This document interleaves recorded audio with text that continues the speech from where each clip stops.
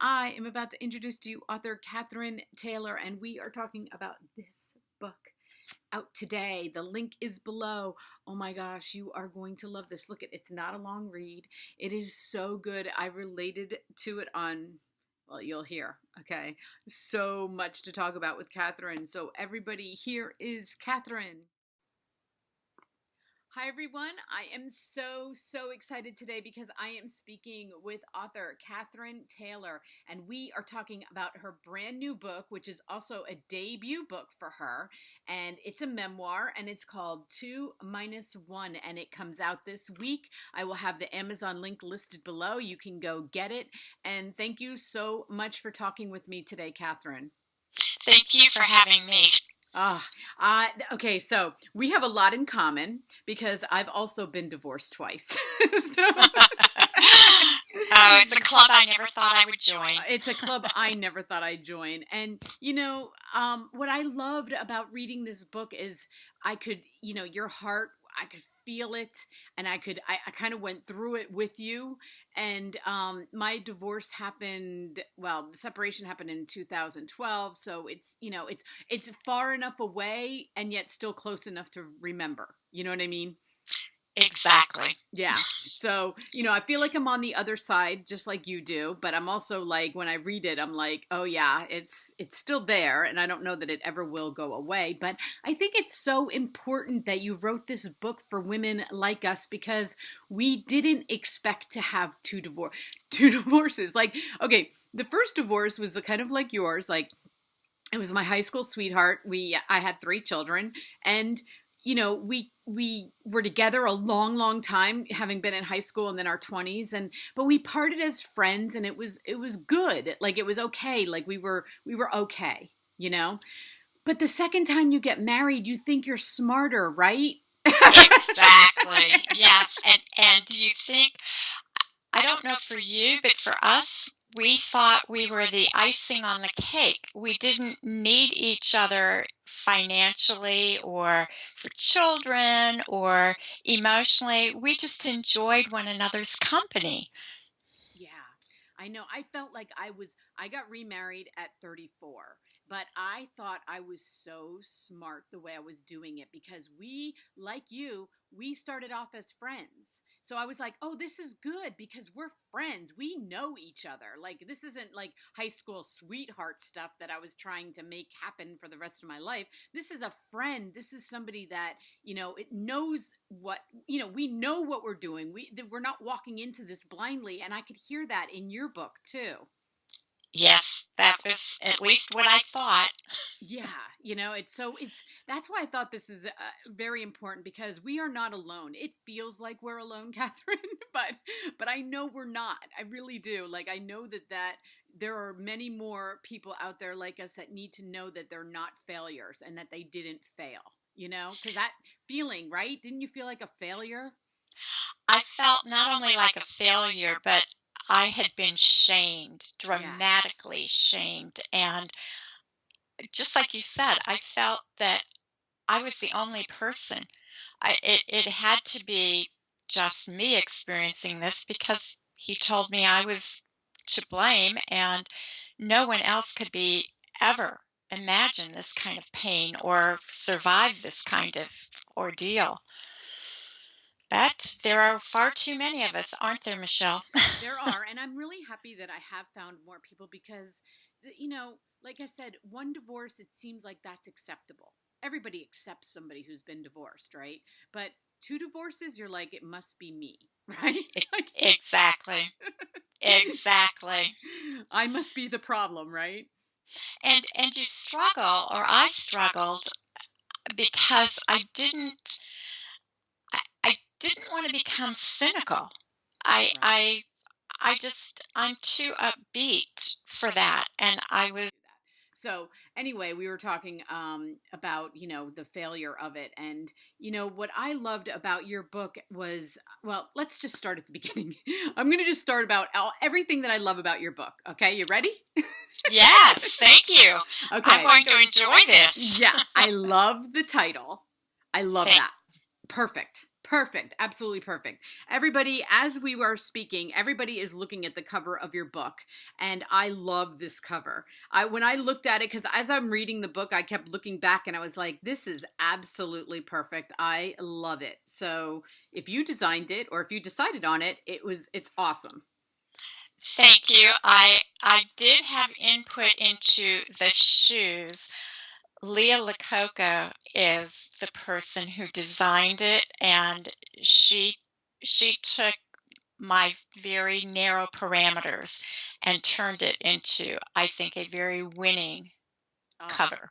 yeah, and I do know this is from She Writes Press, which Yes. I am huge fans. All those women over there, I love them. And Yes. I love Brooke and all of them. I've interviewed a lot of those authors and they are amazing. And that's why when I saw this, I was like, of course. I mean, they are amazing women. They have a vision. I love their vision. I love that they published this book for you because I think it's they like to publish books that really mean something to people, and this book really did. I mean, this book touched me in so many ways. So I am going to read the first line of the prologue for everybody because I always love a good beginning, and I love this line so much. You say, "Tell me the story of us," I said quietly as we lazed with coffee and the Sunday paper. And you know why this hit me is because I used to say that to my second husband. I would be like, because we were friends, and I'd be like, "Tell me the story. Like, what is your story? Like, tell me that story." And I don't know. It was too close, Katherine. You hit the nail on the head for me. Well, thank you. I did enjoy hearing that story because our story was so unexpected. Um, Obviously, you have read the book and you are a survivor of two divorces, but when you are divorced and you're raising children on your own, and in my case, I was raising two daughters. So I was not only not interested in any other relationships coming out of a tumultuous first marriage, but I was very protective. We were three women on our own, and I was very protective, and they were my focus.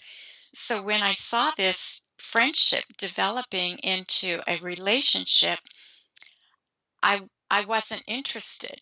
But as I gained confidence in it, I enjoyed hearing the story of us and how he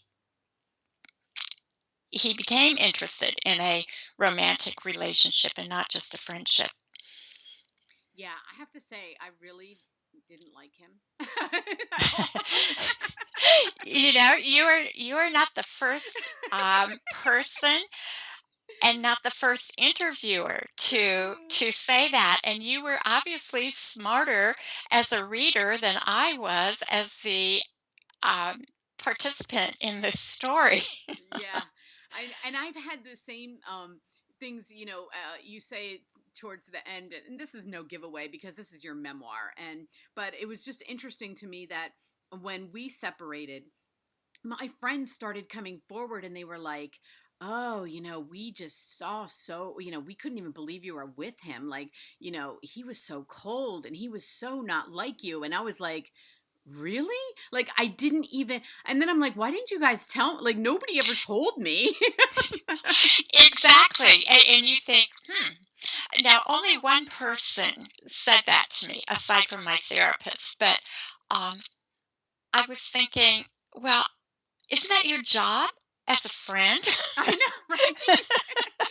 Shouldn't you clue me in? But I think everybody wants to just be nice about it. And we were married for 14 years. I mean, it wasn't like, and I had children. He did not. We then had three children together.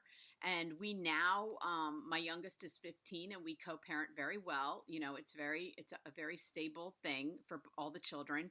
But it wasn't, not when we were going through it. It was anything but stable. It was horrible and, just as traumatic as it can be. And that's why, like, when I read your story, I was like, I just felt like, all of your, the things that you felt. And I saw a therapist too, which I think is really important that people do. I highly recommend you see a therapist because Yes. there's a lot to get through. There are a lot of emotions to get through and to deal with your children and, know what to say and what not to say and all that happy stuff, right? It's a very, very difficult journey. Yes. For sure. Yes. Okay, so I'm going to read. I have Mark 2, my other favorite line of yours. Oh no. The last line of the prologue. So that was the first line of the prologue. The last line of the prologue, you say, "We had healthy and responsible grown children, good health, solid finances, no elder care responsibilities, and the ability to shape our days and lives as we saw fit, or so I thought." Oh my gosh, Katherine. I used to say those almost exact words to him daily, like towards the end. I used to say, "We have healthy children, we have healthy parents, we have healthy," like I'd go through, "We have no financial struggles, we have," like, what is the problem here? What is the problem? I didn't understand what the problem was, I feel your pain. We would we would we would awaken every morning and we would just smile knowing that kind of knowledge is very powerful, that you have no elder care responsibilities, your children are all settled and functioning, and you have good health. And we were just joyous every single morning. And then we weren't. Until, yeah, and then you're like, what?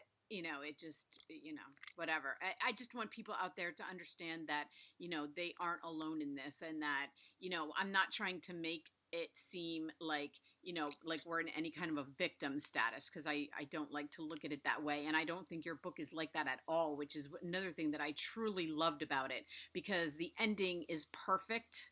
I loved your journey because you do come out and it's like you don't want to be a victim, like none of us want to be that victim, like that we were wronged somehow, and that, it's like, no, we don't want to do that. I don't want to do that.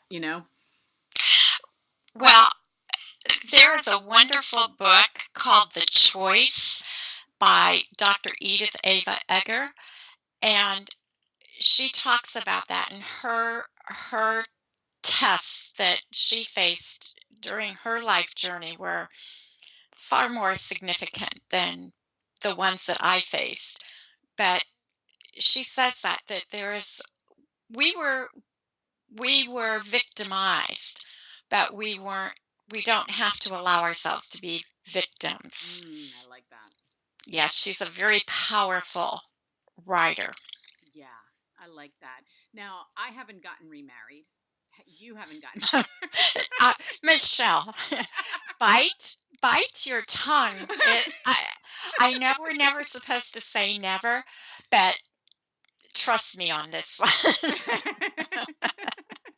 I do feel like, my older children are now married, and, sometimes I have to say that I watch them and I see, I see their happy times, but I also know, it's almost like I don't see their problems, but it's like, I feel like I know them, and I'm like, I feel sad sometimes because I'm like, I know they're not sad. I'm not even trying to say that, but to me, it's like marriage is so difficult. When you are in it, it is so difficult to understand what the other person is going through, or try to read them and try to figure it out, that it's almost like when I watch them, it's like, oh, I know. Like, I don't know. I don't know if you feel that way too.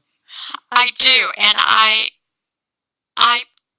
I became ill. Ill is a very deep word, Right. but I don't mean life-threatening ill. But once my book was, I sent it for final editing. It was out of my hands, and just after the stress of that, it's like my body collapsed. It was like being a first grade teacher again, and I couldn't get over bug after bug after bug, and there were all kinds of antibiotics.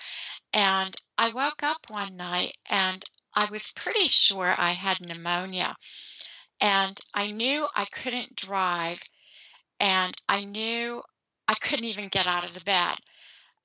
And I had this awakening at that moment. I thought, if the only thing that I've given up by living alone is the fact that I have to call someone from outside of my home to take me to the hospital, that's a small price to pay for the freedom and the independence and the growth that I have gained from this. Mm. And now you're okay, right? Like you were okay, right? Oh, I was.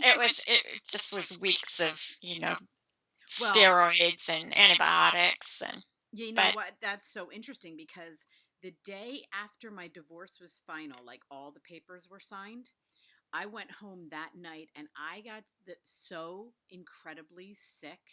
Like mhm, sicker than I had ever been. yes. And like I couldn't get out of bed and I had to call a friend to come and help me with the children, with my two sons that were at home. And I was like, wow, I am, it was, I don't know, it's almost as if the release your body has to do to get, to be on the other side. And I took it the same way you did. It was like I kind of took it as a very spiritual cleansing of, you know and I thought the same thing. I was like, it's over, I'm done. Like, if being this sick is what it has to take for me to be over, then let my body go through it. Exactly. Your body, your soul, Mm-hmm. everything has to cleanse. Mm-hmm. Yes, exactly. And so I totally get that. That's, and I think that we're not alone. I think a lot of people probably have been through that exact same thing. But, Katherine, I'm just really, really happy that you wrote this. I think it's going to mean so much to so many women out there like us. And especially because, you know, we are in an age where people are living longer. And so that second divorce isn't, it's like we were married a long time, yet it's still, we still have other lives to live, right? I mean, we still have time left to do this. I agree. And you'll recall in my book near the end, I reflected on just the anguish. And sometimes I still feel a very strong urge to return to the life that I had before I retired and gave up my children and my network and everything to relocate with my second husband. But had I been at home with that kind of support and that kind of network, I'm not sure that I would have experienced this loss as deeply as I did or rebounded as Mm, high as I did. I think I had to be isolated and alone and hit rock bottom and have to rebuild on my own in order to feel as triumphant and accomplished as I feel today. oh, I love that. I was at one of my lower points in the divorce, when we were going through all the court stuff, all that stuff. Um, I called a friend. I was really depressed and I said, I want to run away. Now, and I have minor children, okay? And I was like, I can't do this. I want to run away.